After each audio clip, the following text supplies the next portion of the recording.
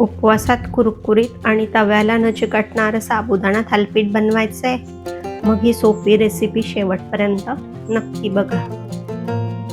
1.5 वाटी रात्रभर भिजवलेला साबुदाणा, 2 हिरवी मिरची, बारीक कापलेली कोथिंबीर, चवीनुसार मीठ, थोडीशी साखर, अर्धी वाटी भाजलेल्या शेंगदाण्यांचं कूट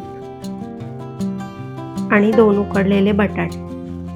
बटाटे आता हाताने चांगले कुस्करून घ्यायचे. सगळं चांगलं मळून घ्यायचं. थोडा थोडा दाब देऊन मळायचं, म्हणजे एकजीव होत छानसा गोळा तयार होईल. जर तुम्ही भिजवलेला साबुदाणा खूप ओलसर असेल तर वरीचं पीठ थोडंसं घालू शकता. वरीचं पीठ नसेल तर शेंगदाण्याचं कूट थोडं जास्त वापरा.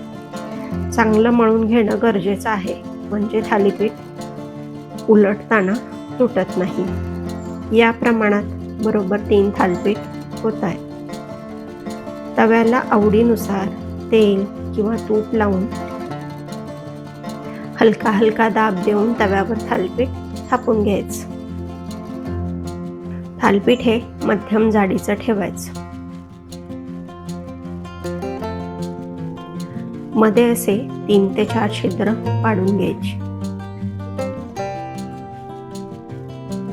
मंद आचेवर थालीपीठ भाजण्यासाठी ठेवून द्यायचं. जे आपण होल केले तूप किंवा तेल घालायचं, म्हणजे तिथला भाग चांगला खरपूस भाजला जातो आणि थालीपीठ उलटताना सोपं जातं. 4 ते 5 मिनिटांनी हळुवारपणे बाजू उलटून दुसरी बाजू देखील छानशी सोनेरी रंग येईपर्यंत कुरकुरीत भाजून घ्यायची. गरमागरम कुरकुरीत साबुदाणा थालीपीठ तयार आहे.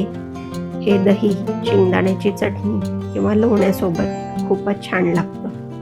तुम्हाला साबुदाणा थालीपीठ कशासोबत जास्त खायला आवडतं कमेंटमध्ये नक्की सांगा. भेटूया लवकरच. तोपर्यंत काळजी घ्या. घरच्यांसोबत स्वतःचीही.